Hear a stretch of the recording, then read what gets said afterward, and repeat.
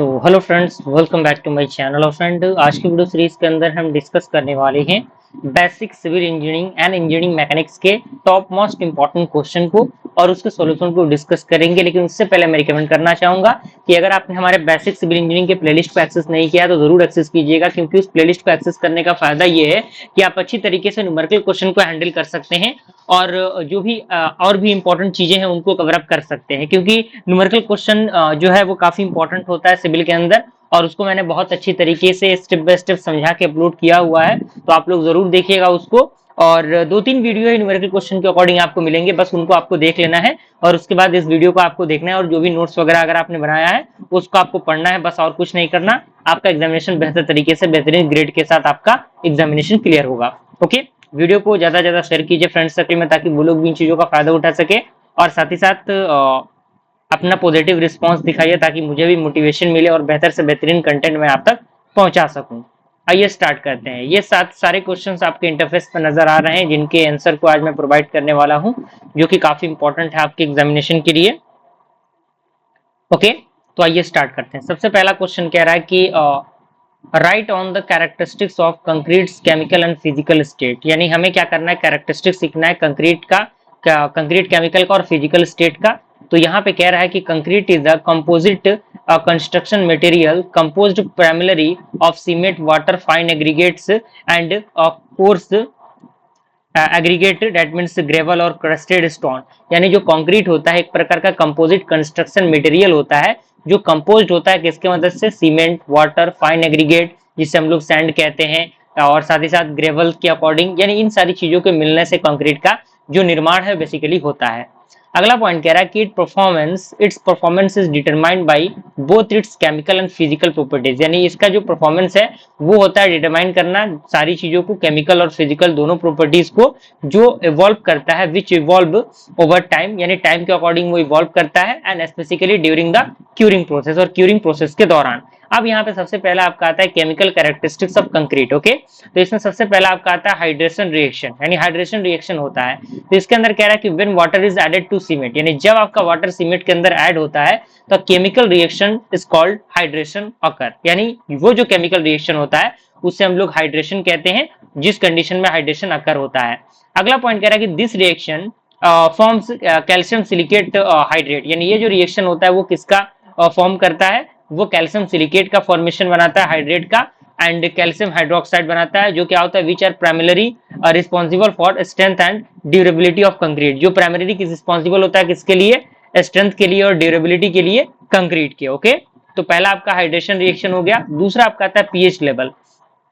इसके अंदर कह रहा है कि fresh concrete has a high pH, यानी जो फ्रेश कंक्रीट होता है उसके पास हाई पीएच होता है, दैट मीन्स अराउंड 12 to 13 आपका जो पीएच वैल्यू है वो हाई कंक्रीट के पास रहता है। जो क्या करता है, ड्यू टू किसके वजह से, due to the presence of calcium hydroxide, यानी कैल्शियम हाइड्रोक्साइड के वजह से इसका जो पीएच है वो ज्यादा होता है।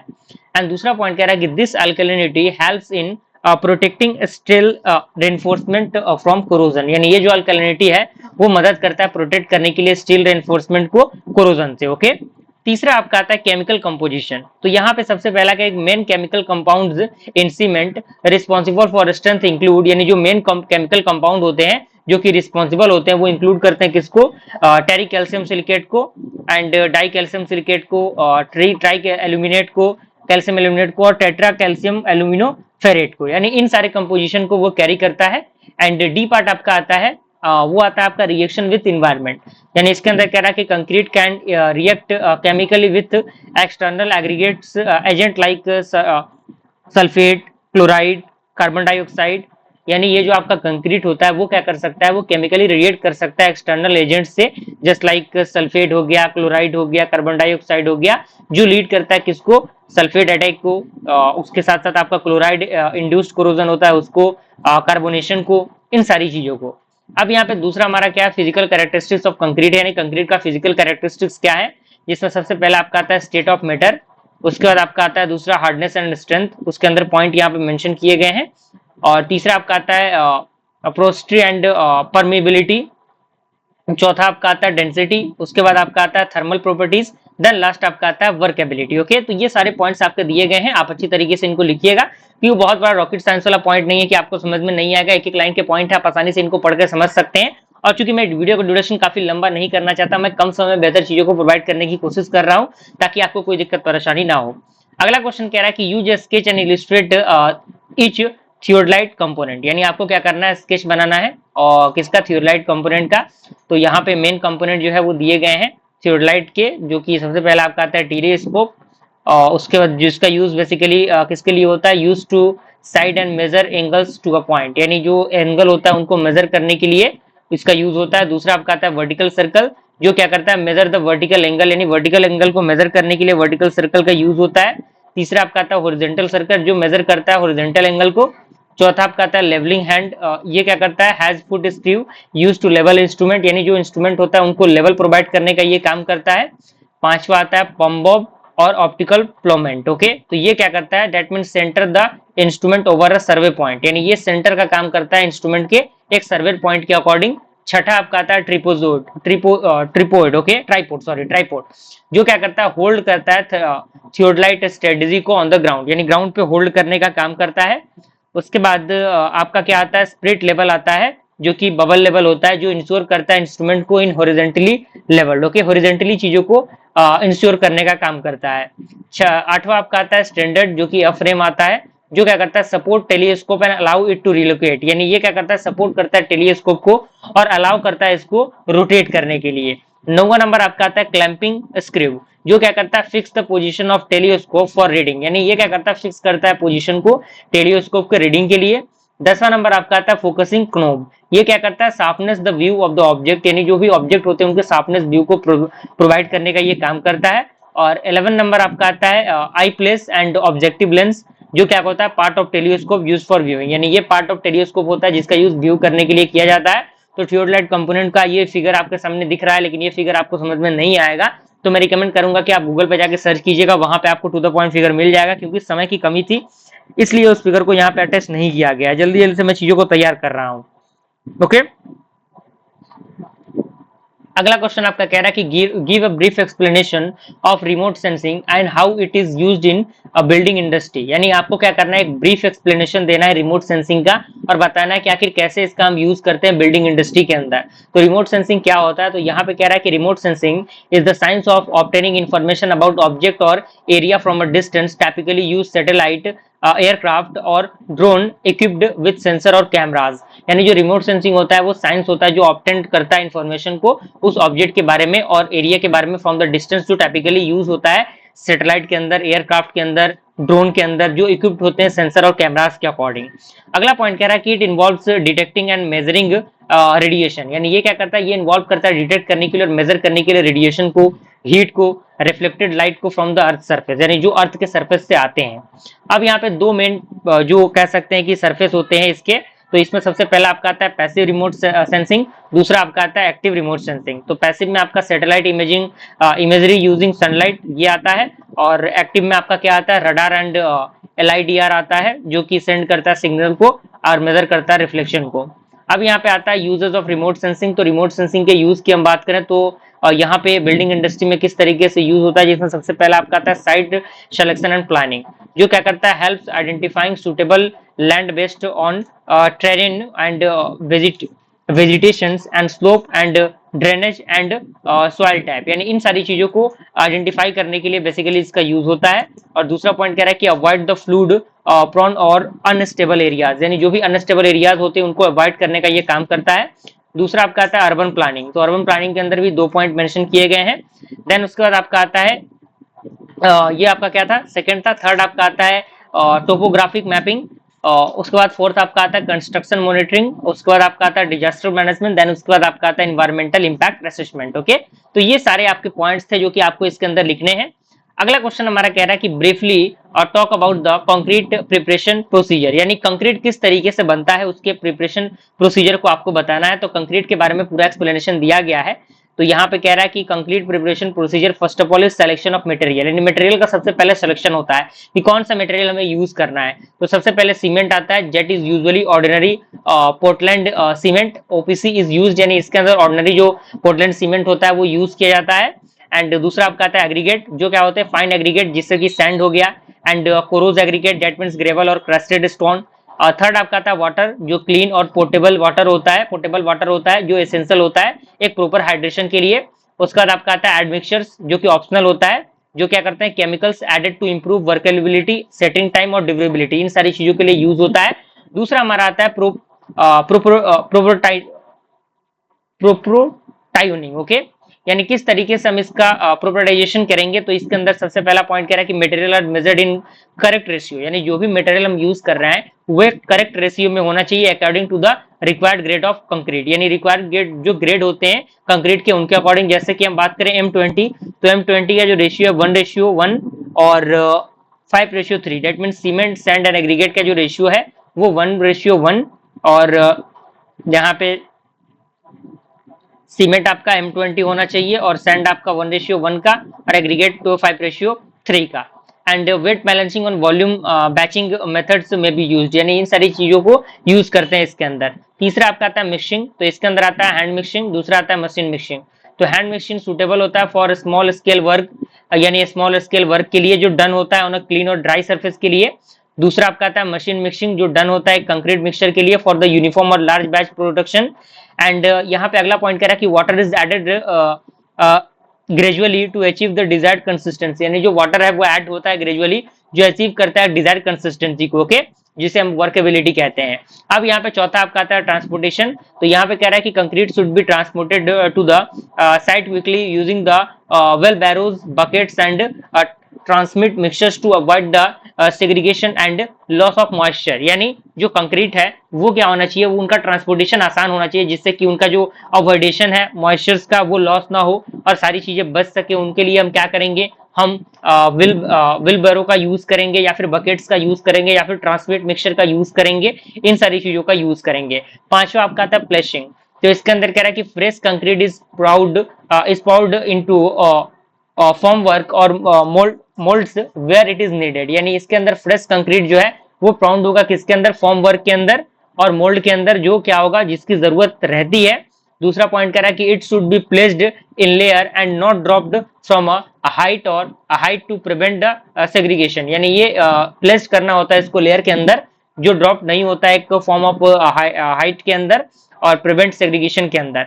6 नंबर आपका आता है कंपेक्सेशन, तो ये क्या करता है, रिमूव एयर बबल्स, यानी ये एयर बबल्स को रिमूव करता है and avoids the using tamping rud vibrators and manual compacting tools।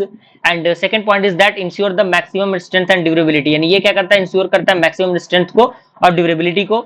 7 number आपका आता है फिशिंग, जो क्या होता है, surface is levelled and smooth using the trowels and float to give the desired textures and the appearance, okay.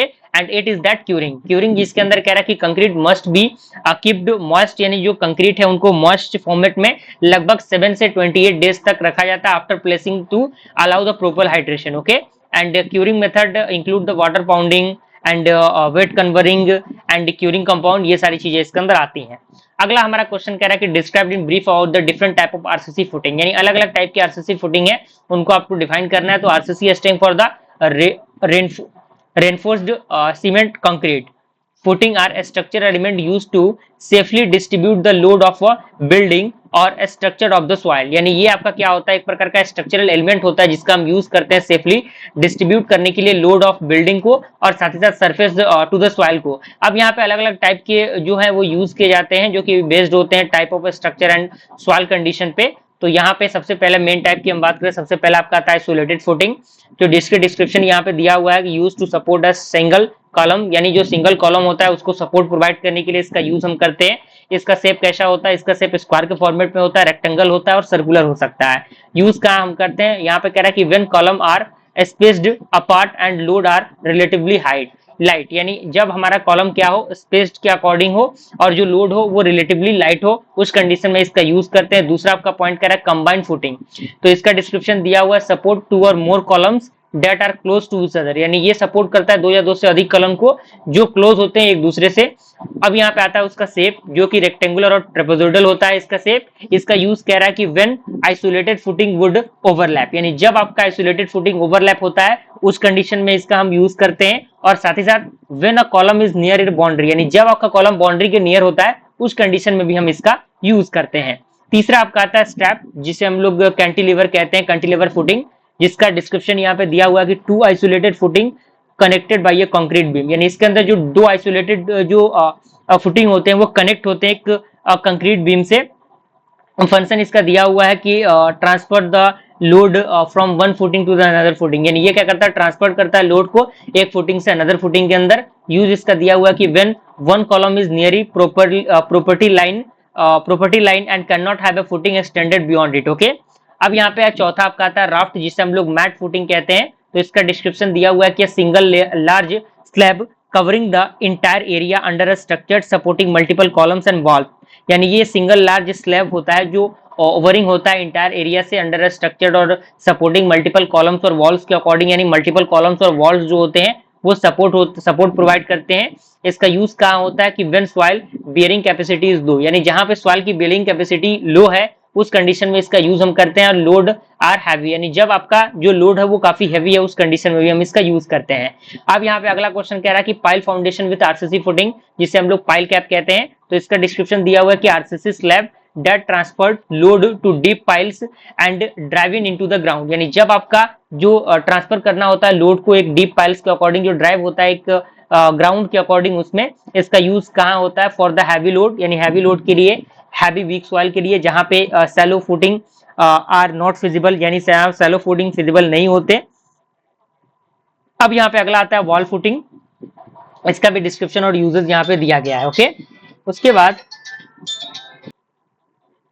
Okay तो हमारा जो अगला हमारा क्वेश्चन है कह रहा है कि briefly discuss the compaction and curing process, यानी कंपेसेशन और क्यूरिंग प्रोसेस क्या होता है। तो सबसे पहले आपका आता है कंपेसेशन ऑफ कंक्रीट। तो इसका डेफिनेशन दिया हुआ है कि compaction is the process of removing air voids from freshly placed concrete to make it dense and durable. Okay, यानी जो कंपेसेशन होता है एक प्रकार का प्रोसेस होता है जो रिमूव करता है एयर के वॉइड्स को, यानी जो खाली स्थान होते हैं उनको रिमूव करता है, जो फ्रेशली प्लेस्ड होते हैं कंक्रीट को, जो चीजों को काफी डेंस और ड्यूरेबल बनाते हैं। अगर हम इसके पर्पस की बात करें तो इसका पर्पस होता है to illuminate the entrapped air, यानी इल्यूमिनेट करना इंट्रैप्ड एयर को। दूसरा हमारा होता है to ensure maximum strength and durability, यानी जो इंश्योर करना मैक्सिमम स्ट्रेंथ को और ड्यूरेबिलिटी को। तीसरा आपका पॉइंट कह रहा है कि to improve the bound with reinforcement, यानी ओके। अब यहाँ पे आता है मेथड ऑफ कंपेसेशन, यानी कौन कौन से मेथड यूज होते हैं। सबसे पहले आपका आता है हैंड कंपेसेशन। तो यहाँ पे कह रहा है कि यूज फॉर स्मॉल वर्क्स, यानी जो भी स्मॉल वर्क्स होते हैं उनके लिए इसका यूज होता है। जस्ट लाइक इसके अंदर जो टूल्स होते हैं वो टैंपिंग रॉड और वुडन हैमर, ये सारी चीजें यूज होती हैं। मैकेनिकल वाइब्रेटर की हम बात करें तो इसके अंदर नीडल वाइब्रेटर आता है, और उसके बाद शटर वाइब्रेटर आता है, सरफेस वाइब्रेटर आता है, टेबल वाइब्रेटर आता है, और इसके यूजेस यहाँ पे दिए गए हैं, आप देख सकते हैं। सेकंड आपका आता है क्यूरिंग ऑफ कंक्रीट। तो इसका डेफिनेशन कह रहा है कि curing is the process of maintaining proper moisture and temperature condition in concrete after placing to allow hydration of cement, यानी जो क्यूरिंग है एक प्रकार का प्रोसेस होता है जो मेंटेन करता है प्रॉपर मॉइस्चराइजेशन को और टेम्परेचर के कंडीशन को कंक्रीट के अंदर after the placing. Okay, and जो अलाउ करता है हाइड्रेशन ऑफ सीमेंट को। पर्पस की हम बात करें to gain full strength and durability, यानी जो भी स्ट्रेंथ होता है फुल स्ट्रेंथ और ड्यूरेबिलिटी को गेन करने के लिए इसका यूज होता है। दूसरा पॉइंट करा कि to reduce the surface cracking, यानी जो भी सरफेस का क्रैकिंग होता है उसको रिड्यूस करने का काम करता है। तीसरा पॉइंट करा कि to prevent the shrinkage due to the moisture loss. Okay, अब यहाँ पे कॉमन क्यूरिंग जो मेथड्स है वो यूज होते हैं, जैसे कि वाटर क्यूरिंग हो गया, मेम्ब्रेन क्यूरिंग हो गया, स्टीम क्यूरिंग हो गया। उसके बाद आपका आता है कवरिंग विथ हैजन क्लॉथ और ब्लप, ओके, क्यूरिंग ड्यूरेशन। ओके, तो ये सारी चीजें इसके अंदर दी गई हैं, आप अच्छी तरीके से यहाँ पे देख सकते हैं। अगला क्वेश्चन हमारा फोर्थ क्वेश्चन है। तो क्वेश्चन क्या कह रहा है, क्वेश्चन कह रहा है कि explain in brief about the reciprocal levelling. Okay, तो यहाँ पे कह रहा है कि reciprocal levelling is a surveying method used to determine the difference in elevation between two points located on opposite side of an obstacle such as river, valley, ravine where direct leveling is not possible. Okay, यानी जो reciprocal levelling है एक प्रकार का surveying method है जिसका हम use करते हैं डिटरमाइन करने के लिए डिफरेंट इन एलिवेशन को जो बिटवीन द टू पॉइंट्स होता है जो लोकेट होते हैं opposite side of the obstacle. Okay, जैसे कि रिवर हो गया, वैली हो गया, ओके, जहां पे डायरेक्ट लेवलिंग पॉसिबल नहीं है। अब यहाँ पे आता है कि why reciprocal levelling is use, यानी आखिर क्यों रेसिप्रोकल लेवलिंग यूज किया जाता है। तो सबसे पहले आपका आता है to eliminate errors due to, यानी एरर को एलिमिनेट करने के लिए, जो कि किसके वजह से एरर आता है, इंस्ट्रूमेंट मिस एडजस्टमेंट के अकॉर्डिंग जो एरर आता है, कर्वेचर ऑफ द अर्थ के अकॉर्डिंग जो एरर आता है, एटमॉस्फेरिक रिफ्लेक्शन के अकॉर्डिंग जो एरर आता है, उन चीजों को ये इलिमिनेट करने का काम करता है। और दूसरा पॉइंट कह रहा है कि ensure the high accuracy over long और ऑब्स्ट्रक्चर्ड डिस्टेंस, यानी हाई एक्यूरेसी और एक लॉन्ग ऑब्स्ट्रक्चर्ड डिस्टेंस होता है उनके अकॉर्डिंग ये काम करता है। अब यहाँ पे इसके प्रोसीजर्स होते हैं जिसमें अलग अलग प्रोसीजर्स यहाँ पे दिए गए हैं, सारे स्टेप्स दिए गए हैं, फॉर्मूला यहाँ पे दिया हुआ है, अच्छी तरीके से आपको लिखना है। और इसके एडवांटेज दिए गए हैं, एलिमिनेट द सिस्टमेटिक एरर, यानी जो भी सिस्टमेटिक एरर होता है उनको एलिमिनेट करता है, and suitable for the precise levelling across the obstacle. Okay, clear, कोई दिक्कत परेशानी नहीं होनी चाहिए। अब यहाँ पे अगला हमारा क्वेश्चन न्यूमेरिकल क्वेश्चन है। तो इस प्रकार के न्यूमेरिकल क्वेश्चन को प्रैक्टिस करने के लिए आपको हमारे वीडियोस के प्लेलिस्ट को फॉलो करने होंगे, क्योंकि उसके अंदर मैंने इस प्रकार के न्यूमेरिकल क्वेश्चन को बहुत अच्छी तरीके से कॉपी पर लिख के समझा रखा है। तो आप अच्छी तरीके से उस वीडियो को देखिएगा, तभी ये आपको समझ में आएगा। अगर आप वहां से देख के आ रहे हैं तो ये चीजें आपको अच्छी तरीके से समझ में आएगी, क्योंकि न्यूमेरिकल पार्ट है, देख के आप नहीं समझ पाएंगे, आप चीजों को सॉल्व करेंगे तभी आप समझ पाएंगे। तो फिलहाल इसका सॉल्यूशन आपके इंटरफेस पे नजर आ रहा होगा, आप अच्छी तरीके से इसके सॉल्यूशन को देखिए और यहाँ पे आपका एग्जैक्ट सॉल्यूशन आपको मिल जाएगा, देख सकते हैं। अगला क्वेश्चन हमारा कह रहा है कि find the least value of P required to cause the system of block that is show in this figure, okay, and to have impending the motion to the left, and the coefficient of friction under each block is 0.20, okay। तो यहाँ पे जो जो चीजें दी गई हैं block ए और block B के अकॉर्डिंग, तो यहाँ पे सारी चीजें लिखी गई हैं। यहाँ पे 30 किलो न्यूटन आपका जो है वो हॉरिजॉन्टली सरफेस के लिए है और 10 kilo Newton on the inclined place के लिए है, ओके, जो कि यहाँ पे दिया हुआ है। और 10 डिग्री सेल्सियस यहाँ पे आपका जो एंगल है वो 30 डिग्री दिया हुआ है। और यहाँ पे पूरा उसका एक्सप्लेनेशन दिया गया, स्टेप बाय स्टेप प्रोसीजर यहाँ पे दिए गए हैं, किस तरीके से इस प्रकार के न्यूमेरिकल क्वेश्चन को हम सॉल्व करेंगे। यहाँ पे उसका फाइनल जो रिजल्ट है पी का वो आया है 12.732 किलो न्यूटन, ओके। तो ये आपका फाइनल एग्जैक्ट सॉल्यूशन है, जिसमें कि टी और 6 का जो वैल्यू है वो ऐड होगा, क्लियर। अब यहाँ पे अगला क्वेश्चन, फिर से न्यूमेरिकल क्वेश्चन आपको मिल गया। तो आप देख सकते हैं कि सिविल के अंदर न्यूमेरिकल क्वेश्चन का कितना बड़ा रोल होता है। तो इस प्रकार के क्वेश्चन को आपको ज्यादा प्रैक्टिस करने की जरूरत है। अगर आप थोड़ा सा भी मिस करते हैं तो कहीं ना कहीं इस सब्जेक्ट के अंदर बैक लगना आपका तय हो जाएगा। तो इस प्रकार के न्यूमेरिकल क्वेश्चन को आपको छोड़ना नहीं है। डायरेक्टली न्यूमेरिकल क्वेश्चन इस प्रकार के आपको एग्जामिनेशन में देखने को मिलेंगे, जिसमें आपको मिड और रेडिएट रूल, आपको उसके अकॉर्डिंग चीजों को सॉल्व करना होगा, ट्रिपेजोइडल रूल के अकॉर्डिंग, सिम्पसन रूल के अकॉर्डिंग सॉल्व करना होगा। तो बेसिकली मैथमेटिक्स का फंडामेंटल यहाँ पे अप्लाई होता है। तो यहाँ पे मिड ऑर्डिनेट रूल के अकॉर्डिंग चीजें सॉल्व किस तरीके से होंगी, एवरेज ऑर्डिनेट रूल के अकॉर्डिंग किस तरीके से होंगी, और उसके साथ साथ ट्रेपेजोइडल रूल के अकॉर्डिंग वैल्यू किस तरीके से होगा, और जो आपका सिम्पसन रूल है उसके अकॉर्डिंग किस तरीके से होगा। तो आप देख सकते हैं कि आंसर अलग अलग रूल के अकॉर्डिंग अलग अलग आंसर आपको मिल रहा है। तो बेसिकली ये अप्रोक्सीमेट रूट होता है, अप्रोक्सीमेट वैल्यू होता है, ओके। अगला हमारा क्वेश्चन कह रहा है कि write down the assumptions used in method of the joint, यानी कौन कौन से मेथड्स होते हैं जो कि assumption के अंदर यूज होते हैं, ज्वाइंट के अंदर यूज होते हैं बेसिकली।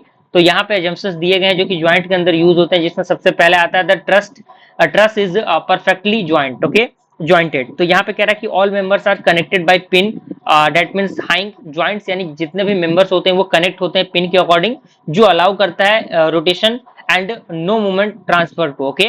दूसरा पॉइंट कह रहा है कि members are connected only at their end, यानी जो मेंबर्स होंगे वो कनेक्टेड होंगे केवल उसके एंड पे।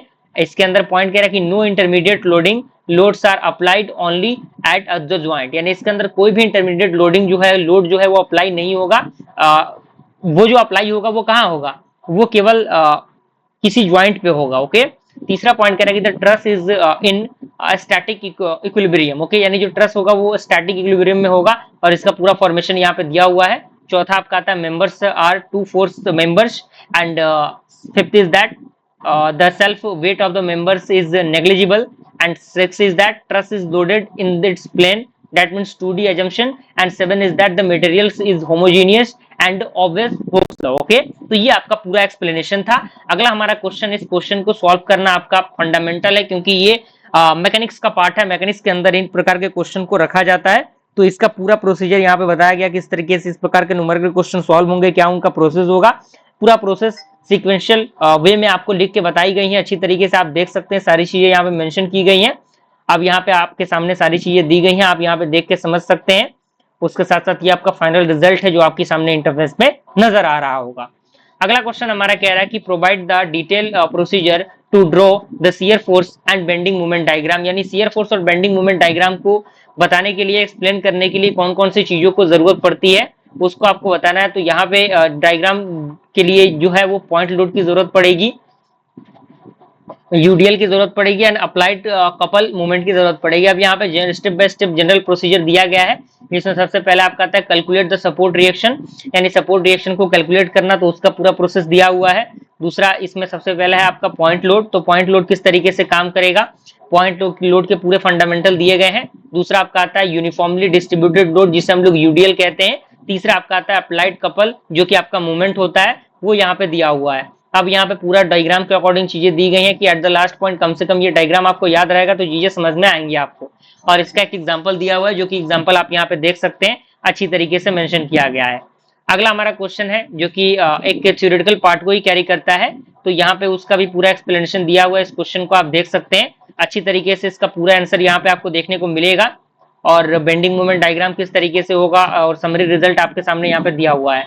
अगला क्वेश्चन, क्वेश्चन नंबर 8, जो कि लास्ट क्वेश्चन आपका, जिसमें सबसे पहले आपका आता है principal axis with the example, यानी प्रिंसिपल एक्सिस क्या होते हैं। तो प्रिंसिपल एक्सिस का पूरा एक्सप्लेनेशन यहाँ पे दिया हुआ है, एक एक पॉइंट यहाँ पे मेंशन किया गया है, और इतना पॉइंट जरूर लिखा गया है जिससे कि आपको अच्छे नंबर मिल पाए, कोई दिक्कत परेशानी आपको ना हो। ओके ओके, तो यहाँ पे आप देख सकते हैं इसका पूरा एक्सप्लेनेशन यहाँ पे दिया हुआ है। दूसरा आपका आता है प्रोडक्ट ऑफ इनर्शिया, जिसे हम लोग आई एक्स वाई से रिप्रेजेंटेट करते हैं, तो इसका पूरा एक्सप्लेनेशन आपके इंटरफेस पे नजर आ रहा है। थर्ड आपका क्या है, थर्ड है आपका movement of inertia of rectangular shape, यानी किसी रेक्टेंगुलर शेप का मूवमेंट ऑफ इनर्शिया किस तरीके से निकालेंगे, तो उसका भी निकालने का पूरा तरीका आपके इंटरफेस पे नजर आ रहा होगा। और लास्ट हमारा आता है समरी टेबल, क्योंकि कम से कम एट द लास्ट पॉइंट आपको इतनी चीजें पता होनी चाहिए। तो आई होप ये वीडियो आपको अच्छी तरीके से समझ में आ गया होगा। ज्यादा से ज्यादा इसको शेयर कीजिएगा, वीडियो को देखिएगा, प्लेलिस्ट को फॉलो कीजिएगा। और एक बार और फिर से मैं कहना चाहूंगा कि न्यूमेरिकल पार्ट पे आपको ध्यान देना है, क्योंकि न्यूमेरिकल क्वेश्चन बहुत ज्यादा वेटेज रखता है इस सब्जेक्ट के अंदर। और सारी बातें आपको समझ में आई गई होंगी। मिलते हैं फ्रेंड्स ऐसे इंटरेस्ट वीडियो के साथ, तब तक के लिए थैंक यू।